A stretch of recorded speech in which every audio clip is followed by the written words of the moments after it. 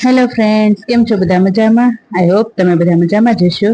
આજે મેં ઇન્સ્ટાગ્રામનું એવું વાયરલ રાજભોગ આઈસ્ક્રીમ બનાવ્યું હતું. ચાલો જોઈ લઈએ કઈ રીતે બનાવ્યું એ. માત્ર 3 થી 4 વસ્તુમાં બની જતું આ રાજભોગ આઈસ્ક્રીમ. ચાલો બનાવવાનું શરૂ કરીએ. આ આઈસ્ક્રીમ બનાવવા માટે મેં 1/2 લીટર દૂધ લીધેલું છે. એને એક પેનમાં ગરમ કરવા મૂકી. આ દૂધ ગરમ થવા માંડે એટલે આપણે એની અંદર હવે ટોસ ઉમેરી દઈએ. ટોસ ઉમેરાઈ જાય પછી આપણે એની અંદર ડ્રાયફ્રૂટ ઉમેરી દઈએ. ડ્રાયફ્રૂટમાં તમારે જેટલા ડ્રાયફ્રૂટ ઉમેરવા હોય એ બધા ઉમેરી શકો છો. પછી આમાં ખાંડ પણ ઉમેરવાની છે. હું ભૂલી ગઈ એટલે મેં પાછળથી ઉમેરી છે. દૂધમાં ઉભરો આવે એટલે આપણે આ બધું મિક્સ કરી લેવાનું છે. ટોસ સરસ મજાના પોચા થઈ જાય એટલે આપણે એને સરખી રીતે મિક્સ કરી લેવાના છે. અંદર ઇન્સ્ટાગ્રામમાં બહુ રેસીપી મારે આ આડી આવતી હતી. જ્યારે રીલ સ્ક્રોલ કરતા હોય ત્યારે 1 થી 2 વાર તો આ રેસીપી આવતી જ હતી. એટલે મને એમ થયું કે ચાલો બધા બહુ વખાણ કરે છે તો હું પણ ટ્રાય કરી જોઉં. પણ નહીં, વખાણ કરે છે એટલો સારો પણ છે હો.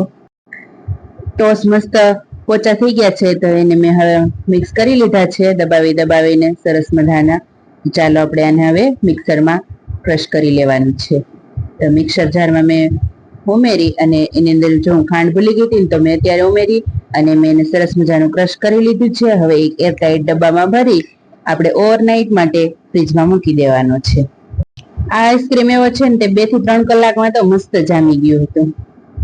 જોઈ શકો છો એટલો મસ્ત બન્યો છે ને, એમ જ લાગે કે આપણે બહારનો આઈસ્ક્રીમ ખાઈએ છીએ. Thank you.